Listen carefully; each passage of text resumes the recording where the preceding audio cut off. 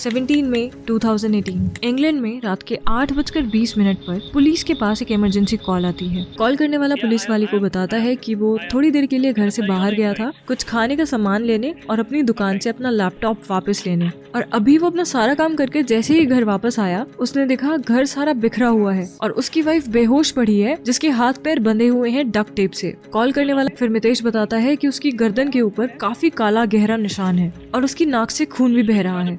Police वाला बोलता है मितेश प्लीज परेशान मत होइए, आपके घर के पास एम्बुलेंस आ चुकी है, सब ठीक होगा। मितेश के घर एम्बुलेंस के साथ पुलिस आ चुकी थी। मितेश अभी सिर्फ 37 साल का है और उसकी वाइफ जेसिका 34 साल की। दोनों ही इंडियन है जिन्होंने अपनी पढ़ाई पूरी करने के बाद इंग्लैंड में ही अपनी फार्मेसी खोल ली। जेसिका को हॉस्पिटल ले जाया जाता है जहां डॉक्टर्स उसे डेड डिक्लेयर कर देते हैं। जेसिका की डेथ हो चुकी है। 2009 में दोनों की शादी हुई थी और ये एक लव मैरिज थी।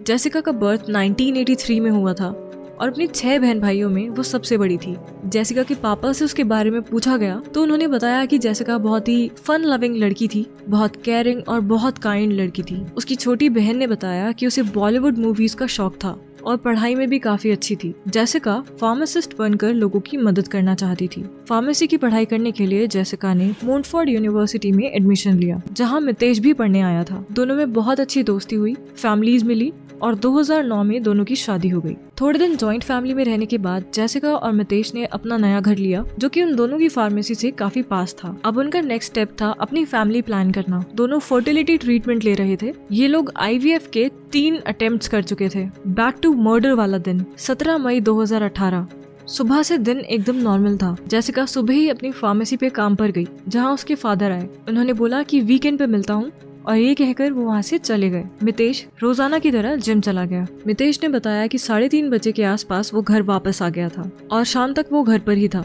उसने बताया जेसिका 7 बजे के आसपास घर आ गई थी और घर पे लगे CCTV कैमरास में जेसिका शाम को 7 बजे घर लौटते हुए दिख रही थी। मितेश ने फिर बताया कि 7:30 बजे के आसपास वो फार्मेसी अपना लैपटॉप लेने और पिज्जा लेने के लिए घर से बाहर निकला और इन सब कामों में उसको लगभग 40 मिनट लगे।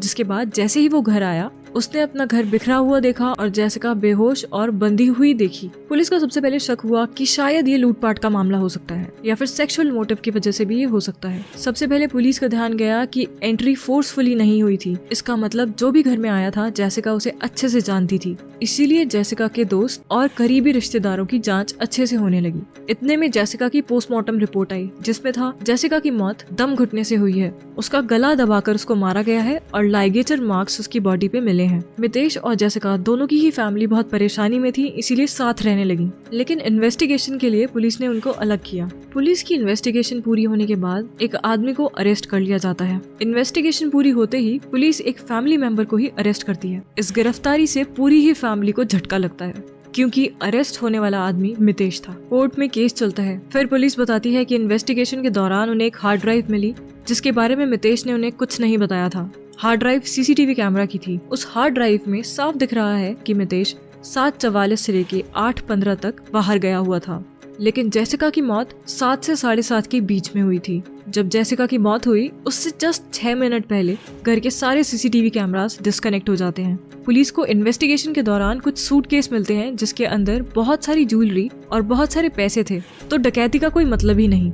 पुलिस ने आगे बताया कि जेसिका और मितेश दोनों ही हेल्थ ऐप यूज करते थे, जो ऐप उनके दिन के स्टेप्स काउंट करता था कि वो कितने कदम चले हैं। उस ऐप में साफ रजिस्टर हुआ था कि 7 बजे से 8 बजे के बीच में मितेश पूरे घर में भाग रहा था और जेसिका हिली तक नहीं थी। 40 मिनट बाद जेसिका का फोन 14 कदम आगे बढ़ा था, जो मर्डर के बाद मितेश ने जानबूझ के गिराया होगा ताकि लगे कि गुंडों ने गिराया है। पुलिस ने यह भी बताया कि मितेश एक ग्राइंडर नाम के ऐप को यूज करता था जिसकी मदद से वो आदमियों के साथ डेट पे जाता था। मितेश एक गे था और उसकी दोस्ती 8 साल से एक दूसरे आदमी के साथ थी जिसका नाम था डॉक्टर अमित पटेल। जब पुलिस ने मितेश की गूगल हिस्ट्री देखी तो मितेश 5 सालों से सर्च कर रहा था how to commit perfect murder.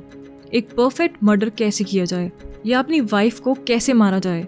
यहाँ तक कि मितेश ने डार्क वेब पर सुपारी किलर्स से भी कांटेक्ट करने की कोशिश की थी। मितेश ने कुछ सालों पहले जेसिका का एक बीमा करवाया था जिसे हम लाइफ इंश्योरेंस पॉलिसी कहते हैं और उसका रिस्क कवर करोड़ों में था। इसका मतलब था अगर जेसिका को कुछ हो जाता है तो उसके पति मितेश को करोड़ों रुपए मिलेंगे। रिमांड पे जाने के बाद मितेश अपना क्राइम कबूल करता है और बताता है कि उसका प्लान था कि वो बीमे के करोड़ों रुपए लेकर डॉक्टर अमित पटेल के साथ एक नई जिंदगी शुरू करे। जेसिका की बहन बताती है कि जेसिका को मितेश की इन हरकतों का पता था और ये भी पता था कि वो गे है और वो दूसरे लड़कों से मिलने जाता है, लेकिन मितेश ने उससे प्रॉमिस किया था कि वो आगे कभी ऐसा नहीं करेगा। इंग्लैंड के कोर्ट ने इसको ऑनर किलिंग बोला, यानी अपनी इज्जत बचाने के लिए, अपनी पोल पट्टी छुपाने के लिए मितेश ने अपनी वाइफ का खून कर दिया और इसी के साथ मितेश को उम्र कैद की सजा हुई। अगर आप क्राइम की कहानियों में इंटरेस्ट रखते हैं, क्योंकि क्राइम की कहानियां हमें जरूर कुछ सिखा के जाती हैं, तो कंसीडर करें इस चैनल को सब्सक्राइब करना। Thank you.